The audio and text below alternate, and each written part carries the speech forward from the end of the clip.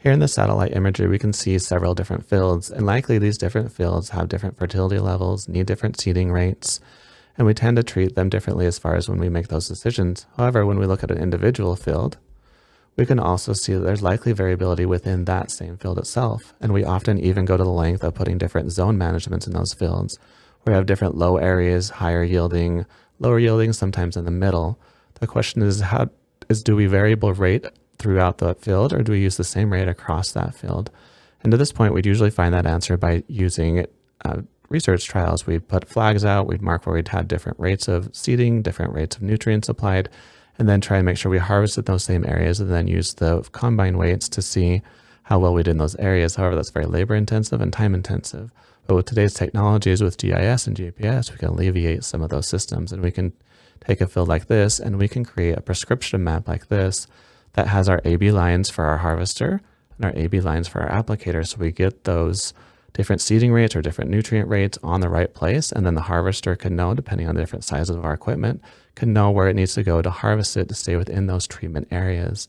And then we can get the data that we need, not only the data that's across the whole field that tells us what nutrient rate we might need, but we can learn that in those red and yellow areas, we only need 90 pounds of nitrogen to optimize yield there, whereas in the green areas, we need 150 pounds of nitrogen there. So this is the power of doing on-farm research.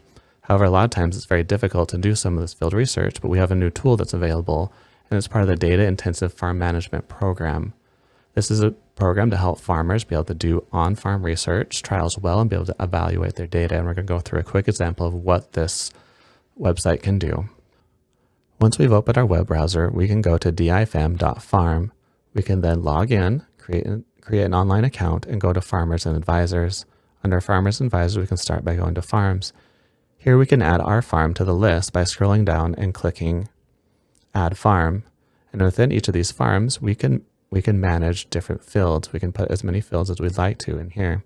In this example, we have 3 fields that we've input into this farm. And within each of these fields, we can go to them and we can input multiple trials. In one year, we can do a soybean seeding rate. In another year, we can do a nitrogen rate for our corn. And within each of these trials, we can look at different things we want to look at and test. We can add our AB lines. Under trial configuration, we can add or edit.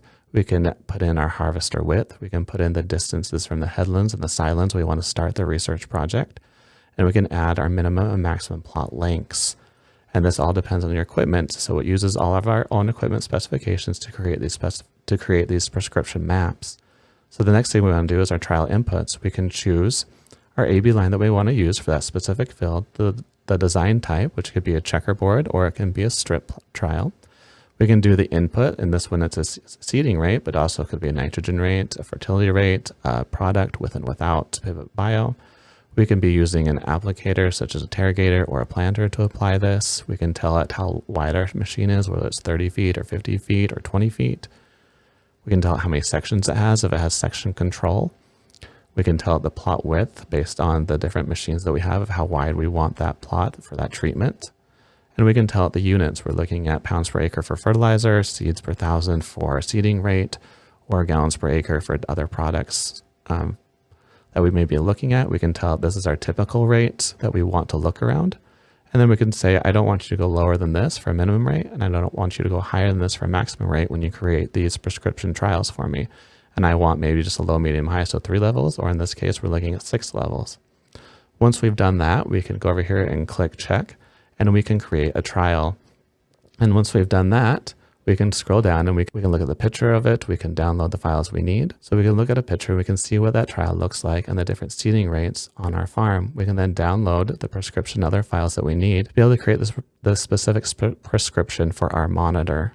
And once we have that, it'll even kick us out a report. So that report will tell us about our trial, help us look at it. It's going to tell us our target rate, how many replicates for each of those different rates we want to look at. And the important part here is going to give us our AB lines, both for AB line for our seeder or a planter or an applicator, and then the AB line for the harvester to make sure we harvest in the areas where we apply the treatments to get the best data possible for that. And it's even going to give us pictures of what those AB lines look for the planter and applicator, and then for the harvest versus the planter. In this case, they matched up, but in other cases, they may not. At this point, we can then be able to go and we'll be able to take the raw yield data, and we'll be able to input it into here as well as the as applied data and be able to input it there and then process that data to get back a report. And that report has many different ones, but the one we're going to focus on is this grower report.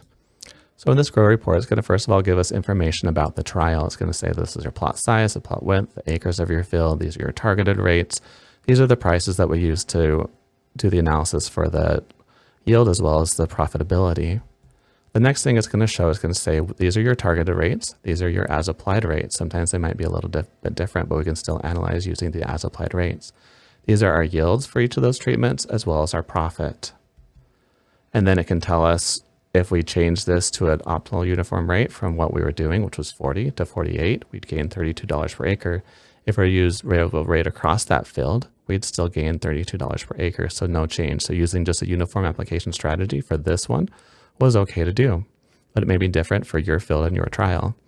Here we also get an overall where we can see the different treatments that we applied and we can see the increase in bushels per acre as well as the profitability. But not only do we get this for overall across the field, but we wanted zones, we wanted areas within a field. So here we can see different areas. These are elevations, but it could be zone results, it could be soil testing results or other things like that. And for each one of these areas, we get a yield and a profit result. So we can see, do the yields and profits change as we go through different, in this case, elevation in the field, or maybe different zones in the field? And does that lead to me knowing if I need to manage that field differently? We can do all of this on the DIFM website for all of our farm and our research trials, as well as process that data and help us get back the information we need to make good decisions. And that'll help us be able to take this field where we have variability, but we're not sure what to do with it, get that overall change, and then we can see within that field how those things may change and then help us make good decisions going forward. This was a quick overview, but I hope you'll be able to take time to watch our other videos that go more in depth on each topic, as well as give you several examples of how to use this, how other farmers have used this in the past. Thank you for your time, and of course, reach out to anyone on the team for more questions as they arise as you go ahead and use this website to help you with your on-farm research projects.